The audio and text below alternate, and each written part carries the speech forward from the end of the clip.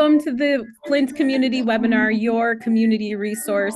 It's so great to have you here today. We are on our sixth anniversary. This is the sixth anniversary of the webinar. So we have come to talk about all of the wonderful things that the webinar has brought to fruition. We have got a wonderful line of panelists. We've got a wonderful group of people here today to talk a little bit more about physical therapy.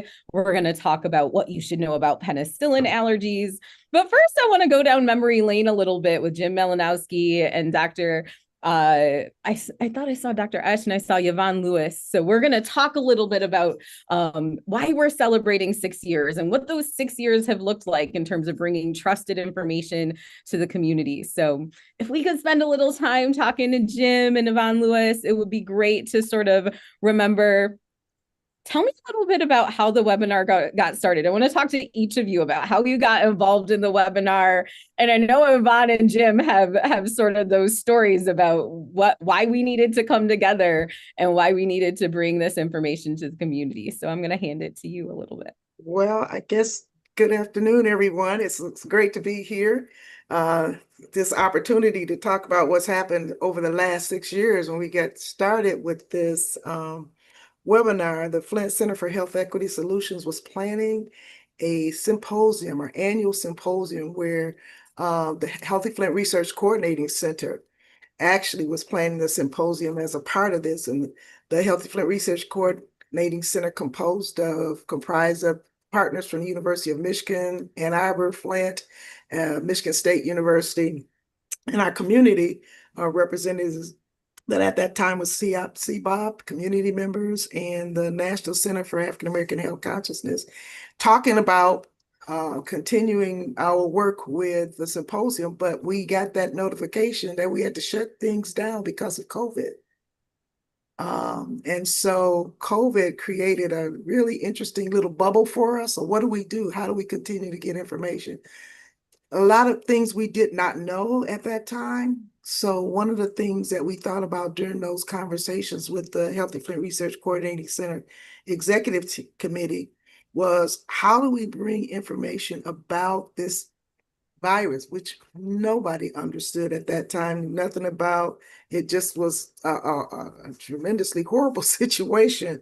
And that coupled on top of the water crisis, which was why the Healthy Flint Research Coordinator Center was organized to address the issues of research as it related to the water crisis. So all of that created an opportunity for us to develop the webinar to share with our community from trusted voices where resources were, how we could really understand what was going on with the virus.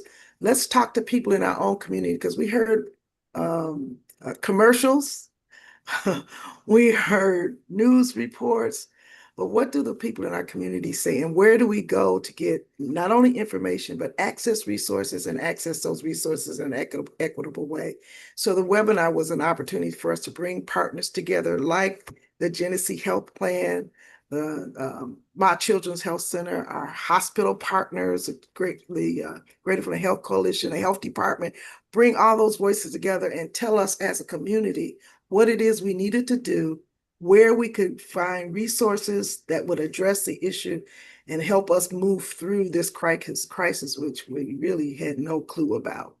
Yeah, it's, as a physician, there are not many positive memories from COVID, but the idea that community came together and people in community came together to make sure that the community was educated on what was happening, how they get resources, and what to do really is sort of at the crux of what it means to be a preventative physician for me, a family doc. And so I want to talk to Jim a little bit about the role of GHP and sort of providing resources to the community. And then I'd like to talk to Dr. Ash about her experience with that time as well. So, well, when I would come on the webinar, I would talk because we're very blessed in our community that people have healthcare coverage for the most part. We help people with the uninsured and help them get and keep their like Medicaid and other coverages. But I tell you, people, didn't know how to access services or what kind of services were available. And so, we spent a lot of time talking about, how to, keep your coverage, how to get it if you didn't have anything. A lot of people were losing their jobs, what we call gig workers, people who worked at bars or salons, they were shut down. And so those folks all of a sudden needed to be in that system and how to apply and all that. So we would spend a lot of time on that. But it was also, as Yvonne talked about, a source of information. So for me and our staff, we'd have all our staff listen to the webinar because it was certainly better information and more current information from the experts at Heatherland and Yvonne. It was almost like a full-time job, I feel, for Hmm. Heatherland and Yvonne doing this webinar and all of the planning. And the last thing I want to say is that, Heather and I we did a number of conference appearances talking about the webinar and, a few years after and while we were still doing these. And people in the country were just amazed how Yeah. we did this here in Flint and how, we use the different universities and different health systems. And you don't see that a lot in other communities. There's usually a lot of separation there, and that was the amazing thing that people couldn't believe that we did this, and really they were like, "Oh, I wish we would have done this ourselves." Yeah, that's such a really great point. Like to be able to bring all of those institutions together to work to solve a problem is sort of at the core, the mission of what we do in Flint, right? We are leveraging our community partners and thinking about how we make sure we get resources to people when they need them and how they need them. As I think about Dr. Ash, you didn't get an opportunity to join the webinar until more recently. And as you've kind of had the experience of being able to hear sort of how quickly and how valuable the webinar has been in being able to provide resources to the community, can you talk about where you see the webinar potentially being able to go, particularly as you've brought that pediatric lens that we haven't been able to kind of talk about as much? And what do you think we have the opportunity to do with the webinar in the future? All wonderful questions. I do want to comment on what Jim said, though. This is Yeah. what I tell students when I recruit them to my program into Flint is that nobody does it like Flint. Really, truly. We mobilize our community. Everyone gets together, physicians side by side, business owners, and it's an incredible thing to be part of, and I'm honored. Yeah, I started helping out with the webinar and being part of it, like I think a couple years ago. And another thing that I'm very honored to be a part of because it's such an important part of what we do as physicians and as community is, how do I take what I know and what I study and I'm interested in and share it with the world because it's not something that needs to stay just with me. It's not like hidden knowledge. And that's a really important part of uh, I guess helping the health of people in general, right? Not just in those clinic and those hospital settings, but how do we make sure our community is healthy and aware and alert, and the first to know about things. So I think going forward, continuing to be the people who are very timely in our approach, right? So you hear about measles on the news. Hopefully, you heard about measles here first, right? And hopefully, you feel very confident in your awareness, knowledge. I think another part of this, and we've been getting a lot more people reaching out to us about what their priorities are, what their interests are. And I really do hope that continues. One thing that Heatherlyn and Dr. EJ and I have really talked about a lot is what are the priorities of other people, right? I think we can, think of topics regularly, but what do other people want to hear? Because that's really important as well. What are you, Googling and going to Chat GPT about, and how can we help with that as well? Um, Yeah. I and think then you for, just gave us another webinar topic, like how to use GPT in medicine. How yes. can we leverage that resource? But yeah, sorry. No, that's okay. And then the pediatric lens, you know, I'm always passionate about those little kids and getting the word out. And especially in a time like this where there's so much misinformation and disinformation around things like vaccines and even as like nutrition, formula, I think it's a really important thing to share, but also people don't talk about kids as much as they should. So I'm hoping to continue to be part of this. And then the other part of it is, and this is a little selfish of me too, is having medical students on, training that next generation to know how to provide important health education, know how to interface with our community, know how to understand what priorities might be, I think is really important. I say it all the time. I think our healthcare system and health system is a little broken in the communication aspect. And so if we can do our part in having students understand the importance of community and community education and dialogue, I think that's my dream. It's my pipe dream. So all four of us represent some corner of what came to start the webinar. We've got GHP, we've got community, we've got, physicians in community, we've got our hospital system representation. And one of the things I heard you say, Dr. Esch, is this idea of we want to make sure we're hearing from the community to understand what topics we might consider, particularly as we move into the future. That is the purpose of this webinar, just to be like very sort of abundantly clear. Our goal is to make sure that the questions that community has, that the things you're worried about, that the things you're unsure of, we can bring some trusted expertise that we've vetted, we've understood. They're going to bring the expertise that you need to know, and they're going to break it down in a way that you can know what your next step is. You can know exactly where you need to go. You know exactly what your next resource is. And so we want to hear from you. We want to make sure we're understanding what your needs are.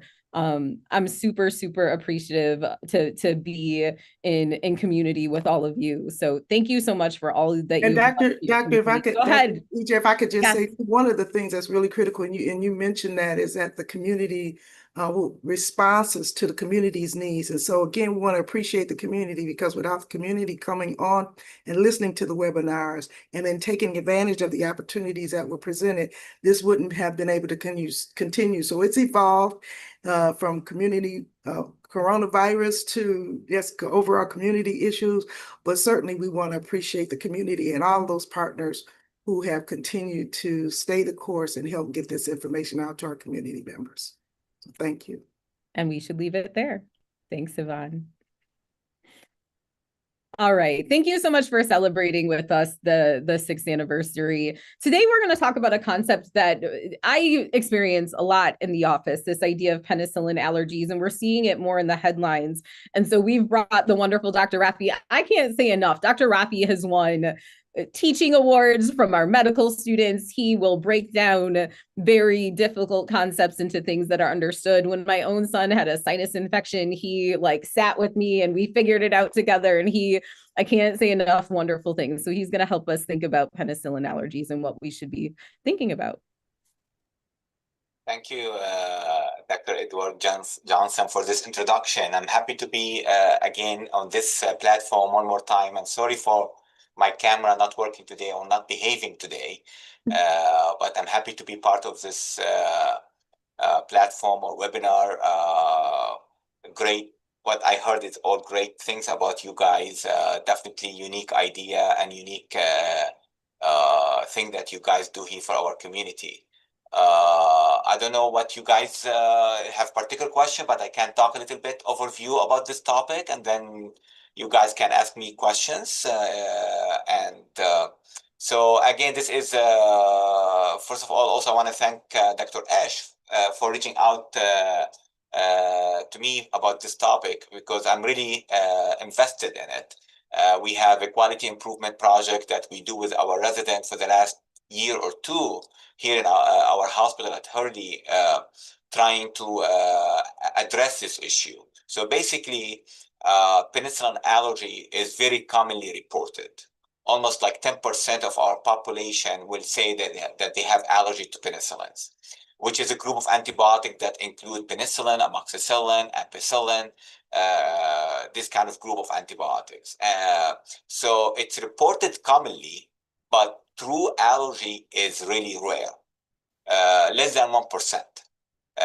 And this our knowledge about this topic has changed significantly. Like 20 years ago, when I kind of started my residency, it was really like a scary thing, like, oh, penicillin allergy, you take it for granted and you don't give penicillin to these patients. Also, we go further and worry about giving other antibiotics that we maybe call them cephalosporin, or they are like cousin of penicillins. We also worry about them because of initially what we knew that maybe there's some cross reaction that happened. But definitely the information and what we learned over the last 20 years about this topic has significantly changed our understanding of it. And that's why I say simply, it's commonly reported, but it is rarely true. And there have been recent push from the CDC and other hospital medicine societies at trying to address this issue, starting with the proper history taking, proper documentation of what we mean by, or what the family means when when they say that there is a penicillin allergy, to really address it and maybe even do testing to verify this reported allergy and then remove it if it's not there. And it's a process that really we have been doing here at Hurry for the last 2 years. We have been teaching residents also about how to do it. And the implications of not having good documentation or not, through allergy is really significant for the patients and their families. I'm talking about kids, but even for adults, it's the same percentage, commonly reported, rarely true. The implications is that you are not allowing the use of a common antibiotic group that is really safe, well tested, very effective to many infections. So by labeling someone has penicillin allergy, you prevent them from using this, and let us physicians rely on the second and third line antibiotics that have more side effects, more broad spectrum, like it kind of kill blindly everything. Has more interactions, more costly, not as effective. You catch C. diff infection, a lot of side effect from using what somebody might call them stronger broad spectrum antibiotic. That's not good for the patient, not good for the community. You promote more resistant bacteria. We better use a targeted specific antibiotic.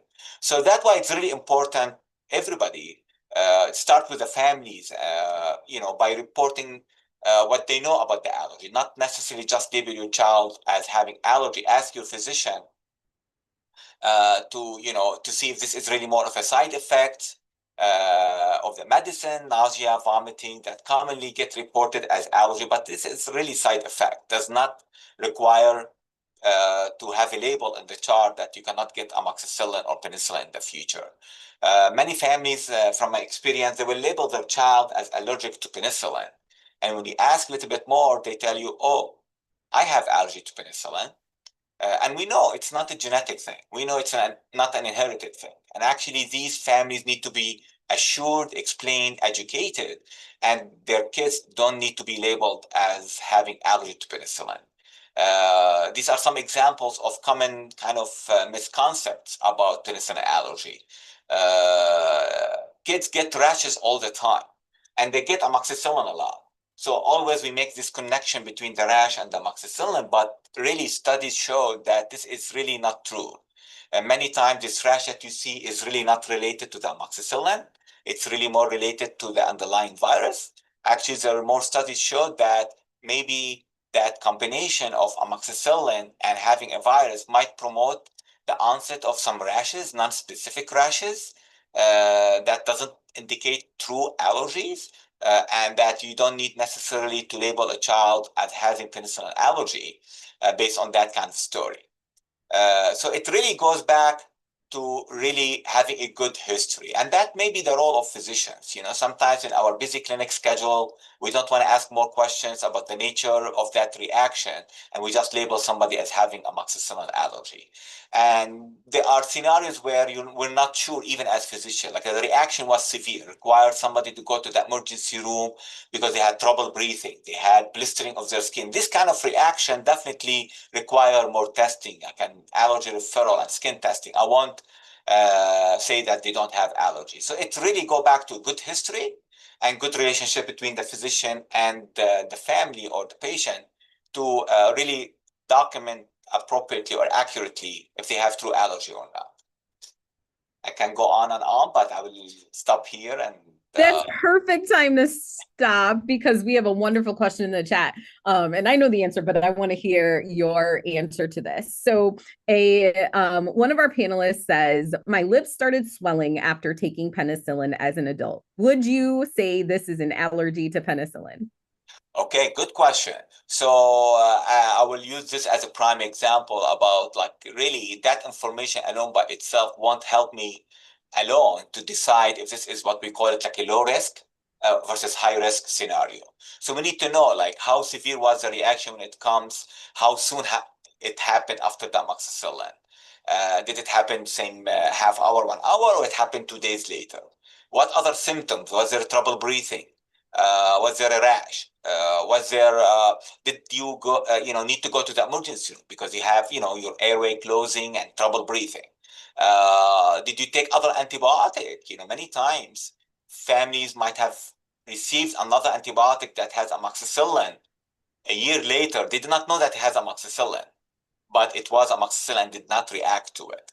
So having some tingling, numbness in the lips might concern me, but I really want to know more about to be able to determine if this is low risk. And here, what I mean by low risk is really some nausea, vomiting, or some non-specific rash or hives.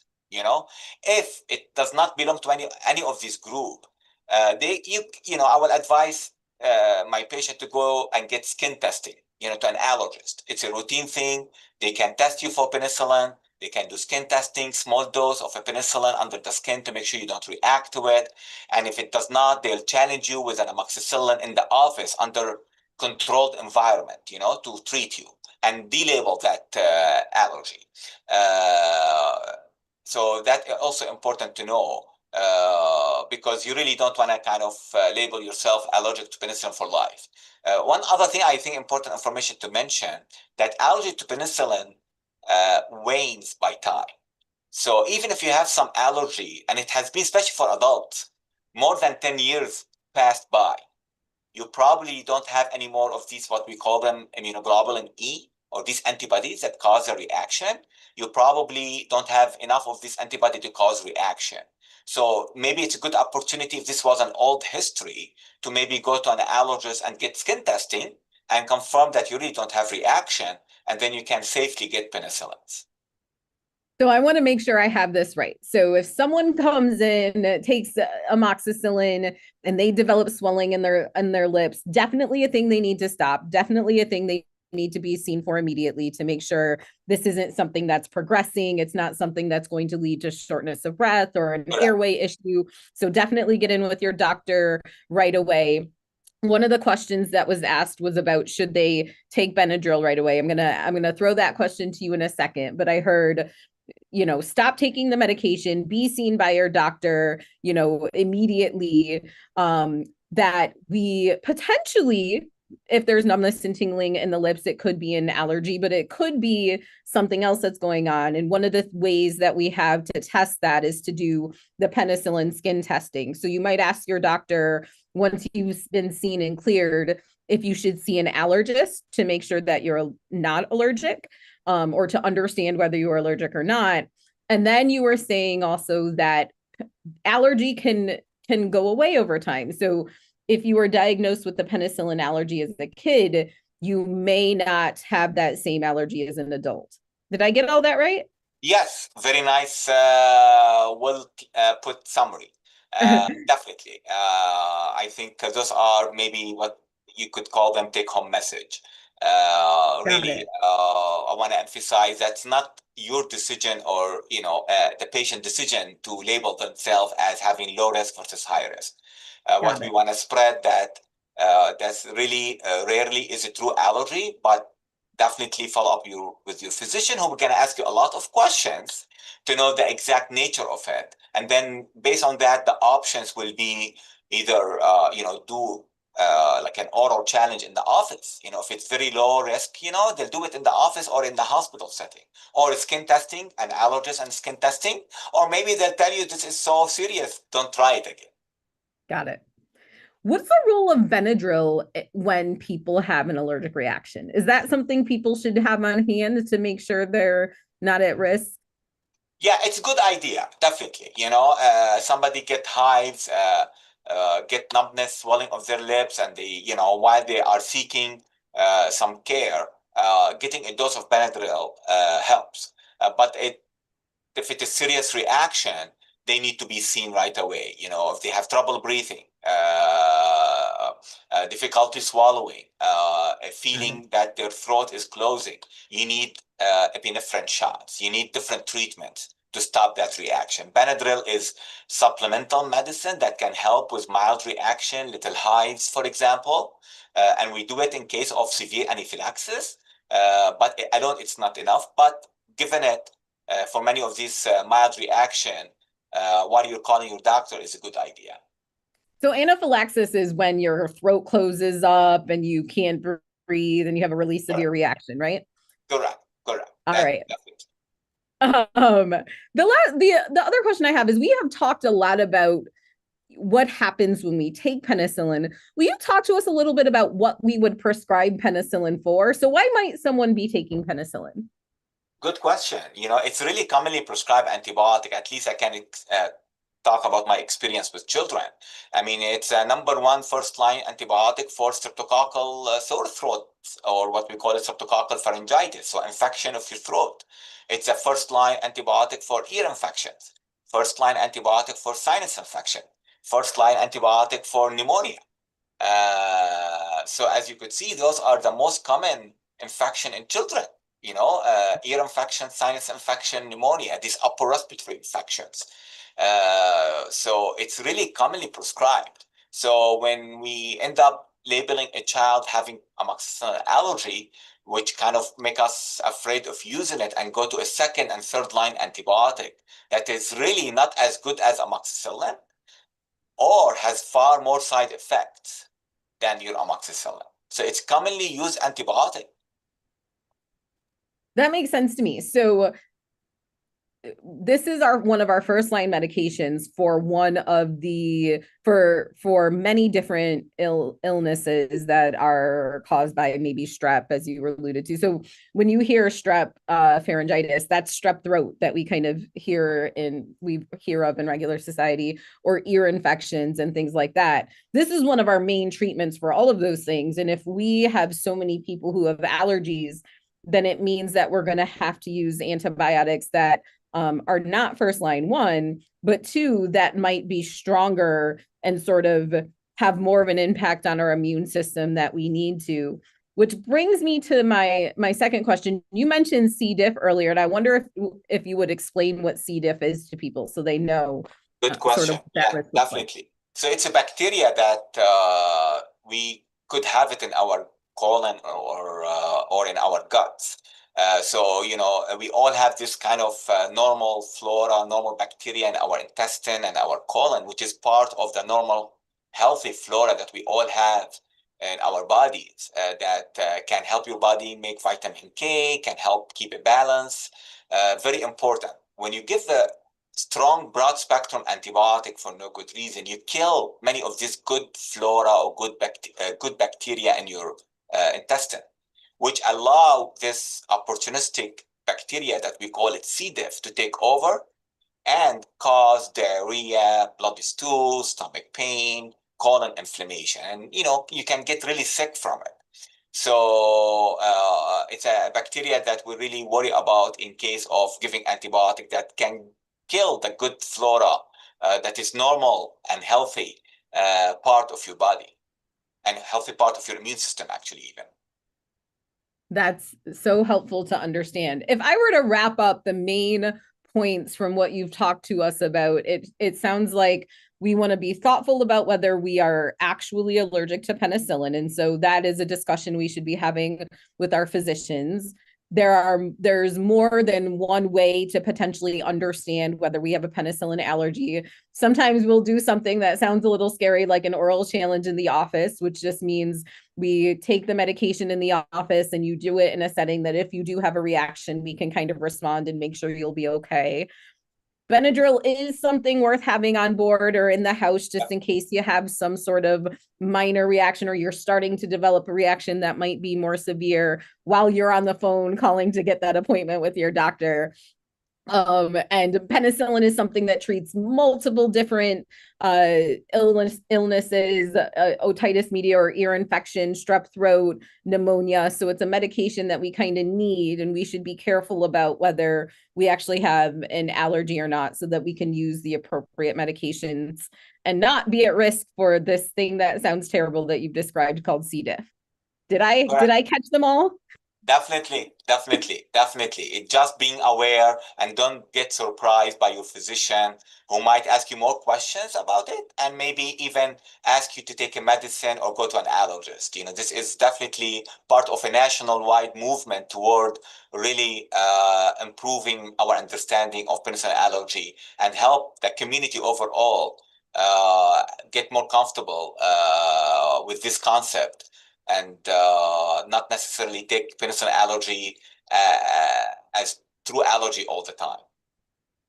Dr. Raffi, I so appreciate you coming here today. I trust Dr. Raffi with my own children.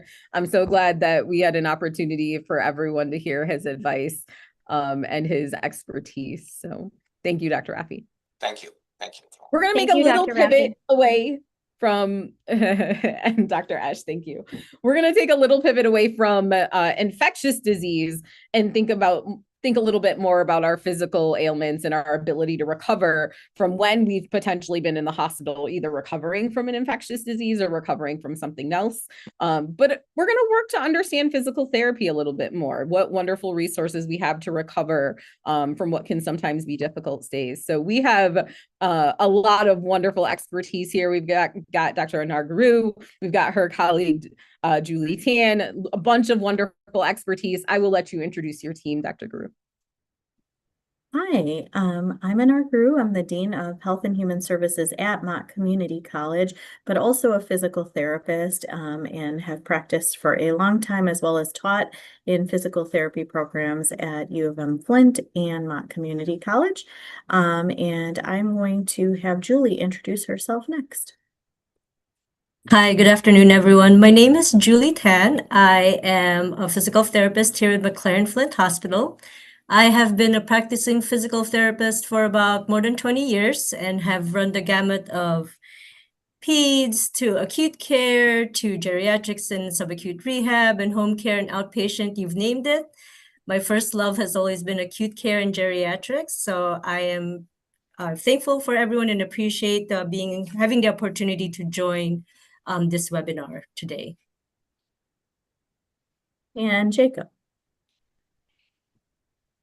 Hi, I'm Jacob. I am a Mott Community College graduate from the Physical Therapist Assistant Program. I've been practicing for almost 5 years now, and I actually am currently in my first year for the physical therapy program at U of M Flint.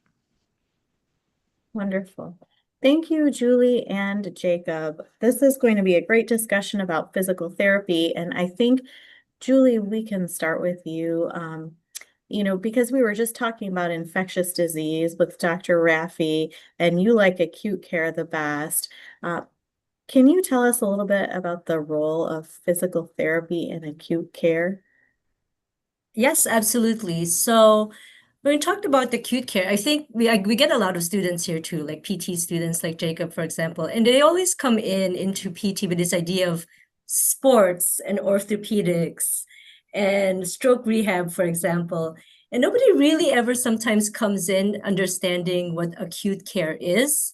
And I also feel for a lot of the people in the community, they come into the hospital, they're admitted to the hospital, they're fairly vulnerable, they're sick or their family members are sick and they're very stressed. It's a very stressful environment for people in the community to just understand the resources that are available to them and their families that kind of gets everyone recovering and doing well. So therapy as a whole is an integral part of that environment. So we're going to talk about acute care physical therapy. What do we mean by acute care? Who are your members in the therapy team, and what exactly do we do for our patients and the community as a whole? I think if Heather can share some of the slides I have, that would be awesome.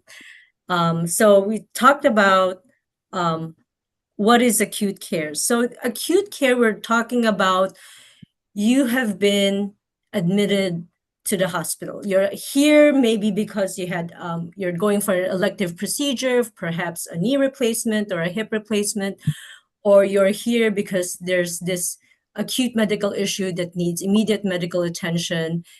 It's a stroke, it's a heart attack, it's an infectious process. You're running a high fever. You're not, mom's not like herself. She's really confused. You're very worried. You're bringing her to the hospital. She's been admitted to the hospital. Now what? Because your healing and your recovery is not just the medical side of it. We also have to look at the physical and functional side of that. And that's where therapists come into the equation. So if we look into the next slide, we talked about PT. I mean, I'm going to be talking about more about PT, but I would be remiss to not talk about the other important members of the rehab team. So physical therapy in general, we're looking at your big mobility picture, right? How are you getting up out of the bed? How are you tolerating activity? Are you able to stand? Are you able to walk? What's going on with your systems? Is this something that you need care for? So we're looking at gross mobility pictures, balance and strength, and your ability to move safely within your environment. And then we also work with occupational therapists, and they're fantastic. They really work with activities of daily living. So your occupational therapist comes in and they make the assessments. Are you able to dress yourself? Are you able to use the bathroom? Are you able to do these day-to-day self-care things that are really important for you to be able to flourish and function well and safely at home? And they're doing that within the context too of, can you plan these tasks out? Some of these more complex multi-step tasks. Can you, when you go to the bathroom, are you able to dress yourself, undress yourself, wash yourself, do all these things safely and appropriately? Are you able to hold a spoon to eat? How are you able to feed yourself? So the occupational therapists are looking into those sort of activities of daily living. And then the other side of the equation too are speech language pathologists. So there's a lot of things that they do at the hospital as well. Number one, they look into your swallowing abilities. Maybe you come in and a family member has a stroke, which has affected their ability to swallow or eat safely. Or you're looking at maybe your grandma's come in, you notice that, hey, every time she eats, she coughs, she does all this, and now she has pneumonia. What's going on? Are we eating properly? Are we swallowing properly? And the speech therapists look into that ability to swallow safely, ability to kind of take in food safely. But not only that, they also work on your language, your ability to speak, your ability to understand, your ability to communicate, and also just these complex thinking stuff, your judgment, your insight. If you come in with a stroke and you're aphasic, which is a term that we use for people who have maybe can't talk, can't get their words out, or maybe are not understanding what people are communicating to them, speech language pathologists or speech therapists are an integral part of kind of moving the patient forward in that recovery period. So this is your therapy team while you're in the hospital. McLaren has a PT, OT, and speech team that kind of are working solely in the acute care side of the hospital. And a lot of these, your therapists come in and they determine your readiness for mobility. Are you ready as a patient, or your family member, whatnot? Are you ready and safe to get moving, get working? Because it's really important from day one that we're really looking into these abilities, because so that way you lose them. So coming in to the next slide, we're talking about what do we see commonly at the hospital. So we've got wonderful local hospitals here in the area. You got Hurley when you have trauma cases, peds. McLaren is a comprehensive stroke center. We've got a wonderful cardiac program here.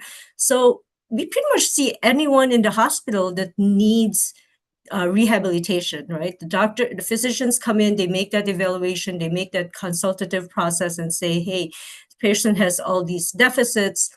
Let's bring rehab into the program. Let's bring PT, OT, or speech. So we see a lot of these diagnoses, trauma, surgical cases, neurologic cases, your strokes, your traumatic brain injuries, fractures, joint replacements, congestive heart failure, open heart surgeries, people who are coming in with COPD or asthma, respiratory issues, pneumonia, infectious diseases, medical illness, debility, and deconditioning. So debility and deconditioning, that's huge.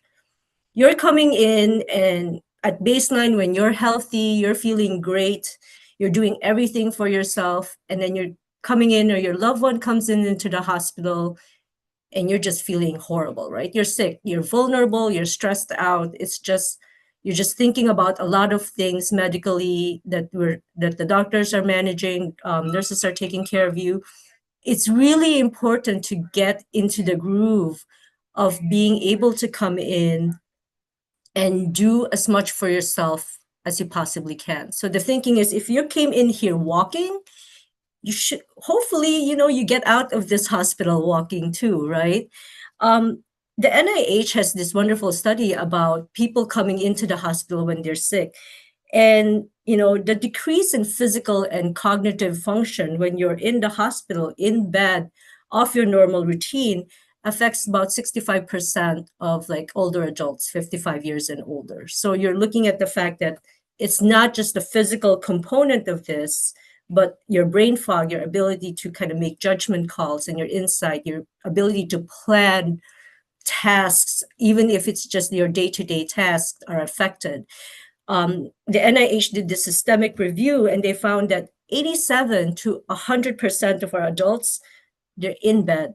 They're not getting up as often as they are. They're spending an average of 20 hours in the bed and maybe spending 43 minutes sitting, standing, or walking. So that's like 43 minutes out of a 24-hour day that's the only thing you're doing. And we're counting sitting there, we're counting standing, we're counting walking. So you can just imagine how deconditioned and debilitated one gets if we're not paying attention to their function and their physical abilities. You're looking at the fact that you can lose up to 30% of your muscle mass within just the first 10 days of being ill and being in a hospital. And that's a lot. That, for a lot of our older members, older adults in the community, you're already fighting an infection, you're already sick, maybe you've had surgery. Now, on top of that stuff that you're going through, you're also losing a little bit of that mass and function every day. And that can affect the way you can get up from the chair safely, the way you can get out of the bed, if you're able to get out of the bed by yourself. So these are things that therapists look at and work on just to kind of make sure we're addressing these issues from the get-go. So what is the role of PT during during a hospital stay? So we move on to our next slide. And we evaluate and treat patients to optimize function, really. We want to improve their mobility. We want to make sure, most importantly, when you're ready to leave the hospital, what do you need? Where do you go? And mobility, there's really not a lot of stuff that keeps us from moving you. We want to move you. And we make this decision in a very collaborative team with our physicians, our nurses, everybody in the healthcare team kind of works on this to determine, are you ready to get up and move? So I primarily work in the intensive care and critical care units. So mobility starts from day one. So you can see this picture here. This is a gentleman, he's intubated, he's under vent, but when we determine that you're able to at least follow commands, able to at least have some reserve and some physiological reserve, we're coming in and we're trying to get you up and moving. So everything is just kind of geared towards that mobility aspect from day one. We also do safety assessments, equipment recommendations, and patient and family education. So we talked about moving forward, what kind of mobility aids do we need? What kind of support system do we need? What kind of other rehab services do we need? Because you might be medically ready and stable to leave the hospital. You're good, you're ready to go. And then you're like, but I can't even get up from the chair by myself. How am I going to use the bathroom? How am I going to get out of the bed? So these questions all come into play. So we work on that together. Another question sometimes patients ask me, how often do I see you when I'm here in the hospital? And I wish I could say every day, but that's not typically the case. Mobility in the hospital is everyone's responsibility. So nurses get you up, physicians educate and encourage, and really that's a big thing for a lot of patients. I feel like when it's very top down, everybody has this clear, consistent messaging that how important it is to get up and moving. Patients understand it a little better. Our community members understand that importance better, and they buy into this a little bit better. Because it's very hard sometimes to convince our patients to get up when they're hurting or they're in pain or they're telling me, I can't breathe, I don't know, I'm scared. So it's just a lot of this clear, consistent messaging from teams that everybody should be up. Your nurses and your therapists should all be getting up. Your physicians, our physicians should be directing that clear message. Family members and patients themselves should advocate. Hey, I want to be up to sit up for breakfast. Can you help me sit up? And if you are deemed safe and appropriate by the team members, we have to be getting you up. We should be getting you up. Okay. So if there's other things too, let's say you're still may be medically unstable, there's other medical issues in play, we take all of that in account. But if you feel ready and the team decides yes, you are ready, you should be up and moving around. Because unfortunately, in the realm of acute care, it's not an everyday thing. The goal of acute care when you're in the hospital is we want to medically stabilize you. We want to get you mobilizing, but we're really moving you forward to your next level of care. Where do you need to be to kind of get up set for success? So it's something that we do tell our patients, as much as we would like to work with you every day, it really doesn't, it's not realistic. It really doesn't happen, but you should be mobilizing every day. You should be moving every day, not just with your therapist, but with your nurses as well. So the approach to discharge planning is like a very much like a team approach. Everybody's kind of discussing, we're all figuring it out. We're, making sure that we're giving our community members, we're giving our patients the best chance for success, sort of moving forward as they go on to their finish their care. So why is it important to move? So we're talking about mobility and mobility. So we're talking about the next slide over what the benefits of mobility are. And really it's just, I tell my patients, your body is made to move. It is not made to lay static in bed. It is not made to just lay there. You're made to get up and, just interact with your environment. It's good for your whole body. It's not just good for your muscles. And I kind of press that very much on my patients.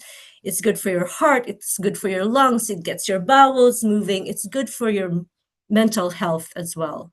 There's something to do if you're laying in a hospital bed and your line of vision is basically the ceiling, like up here, right? And the ability to just even sit and kind of interact with your environment in a better field of vision is always better. So mentally, it's like you just feel a lot better getting up and moving. And it's also been shown that if you move more, early mobilization, getting up and moving more while you're here in the hospital safely by yourself or with staff, also leads to shorter lengths of stay.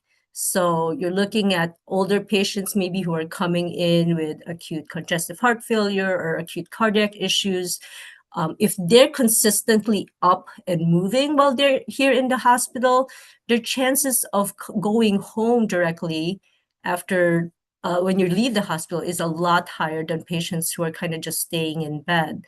And I could speak of, for example, here we do a lot of open heart CABG patients, so open heart surgeries and stuff like that.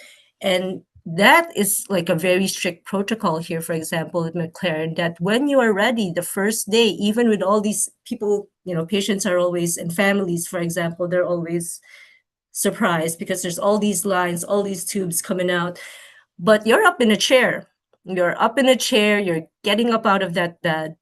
And sometimes on post-op day one, if you're ready for it, therapy's coming in and we're walking you in the hallway with all your chest tubes and all your lines.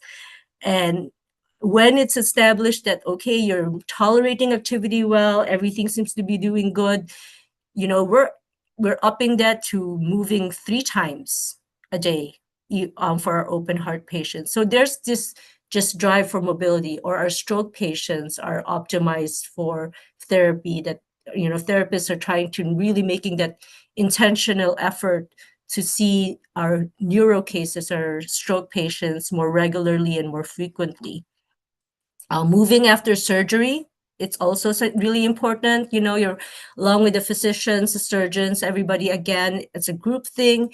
Everybody says, yes, we're ready to get up, we're ready to move, we're stable for that mobility, let's get you up and moving. And again, to kind of talk to everyone here, when we're talking about, I come in sometimes and then saying, I'm your physical therapist, and they come in and like, but I'm not ready. I can't lift stuff. And they're all thinking that I'm this gym instructor that's coming in with these 10-pound weights and asking to do all these things. And we always say, no.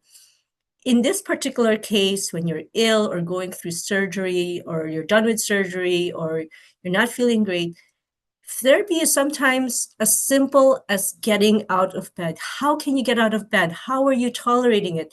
We just want you to get to a point where you can go home and feel good about being able to care for yourself or move, or your family feels okay. Like, yes, we got it. We can provide the support at home, and so on and so forth. So it's just this, sort of nice progression of activity and mobility as you're going through while you're here at the hospital. Yes, thank you so much, Julie.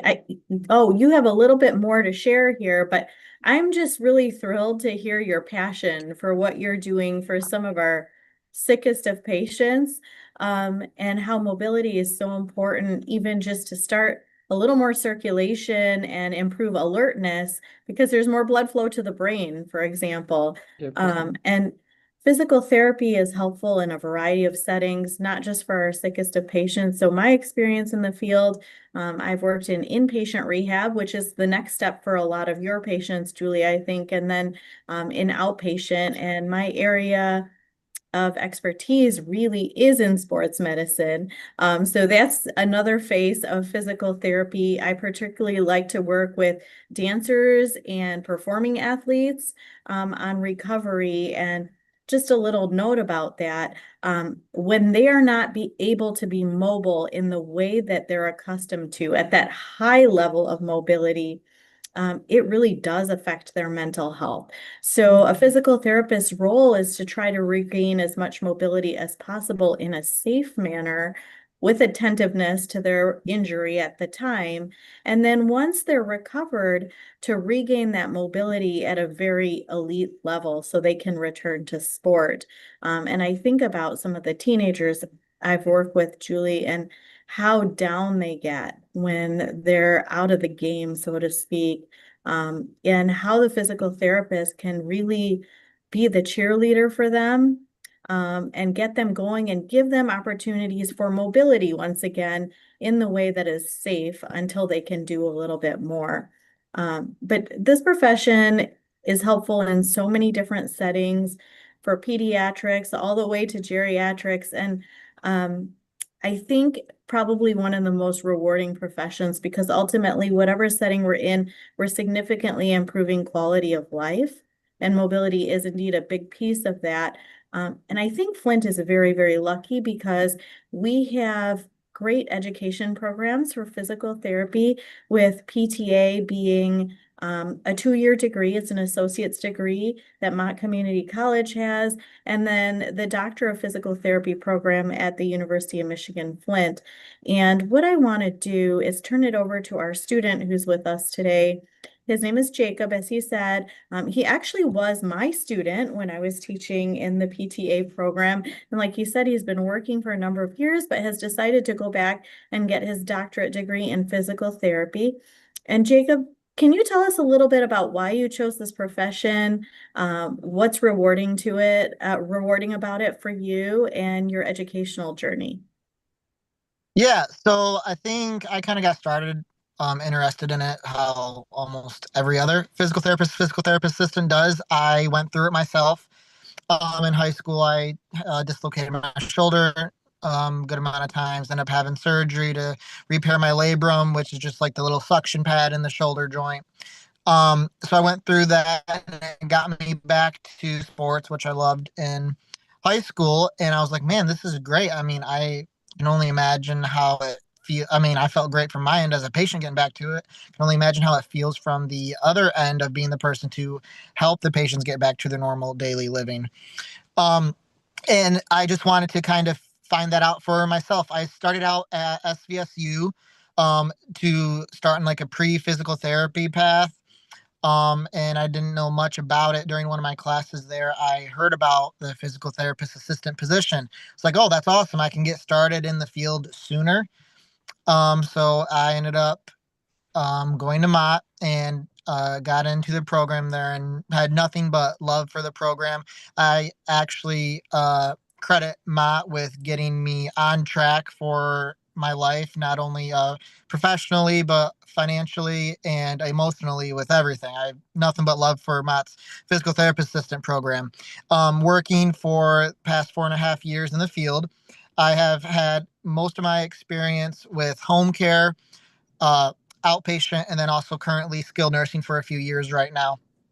With my outpatient experience, like Anar was saying, I did work with a number of athletes, but I was in primarily a chronic pain clinic, and that was really rewarding just getting to help these people who, for a number of years, they were dealing with pain pretty much daily, and being able to help them to go from getting maybe a couple hours out of bed to spending most of their day out on their feet, getting to actually, get out, move around, enjoy their lives the way they should be. With my skilled nursing job currently, I don't know if there's anything really to me more rewarding than getting to see a patient who is stuck, not at their home, having to have their family come and see them, and then they can walk out the door and say, hey, I get to go home now. And I think everyone wants to be home. And it's pretty, I don't know. For me, it's rewarding. For the patients, sometimes patients are literally crying happy that they get to go home and they can go to be with their family on Christmas now because they just had to miss Thanksgiving for the first time in their 80 years of life. And it was the worst experience of their life. Um, so getting people on track back to living their life how they should is really just, I can't even explain how good it feels some days. And, that's coming from me not having to go through all that, but just to help the people finally feel like they can be normal again. Quote unquote, they're normal, right?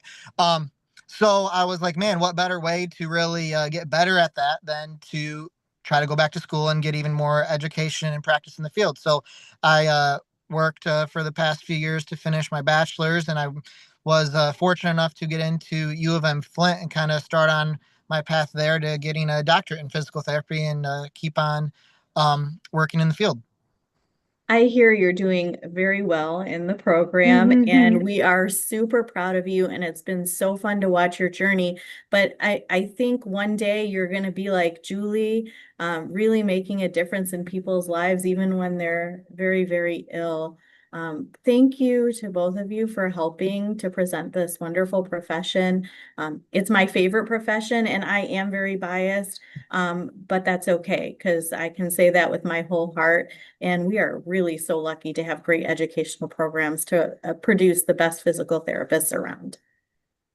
I think what I love about this discussion is we have run we started talking about the history of the webinar, and the webinar's history is in bringing information, trusted, credible information to community both about health, but what you have done is sort of highlight what the opportunity for training to be a part of this work could look like.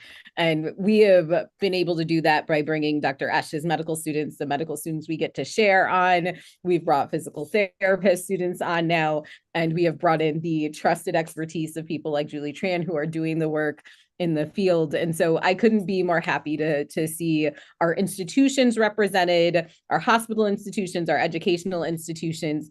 Thank you so much for the work that you do. Thank you. Thank you to everyone who came, has participated in the webinar. Thank you to community for being the reason why we are here. Thank you so much for all of the wonderful expertise.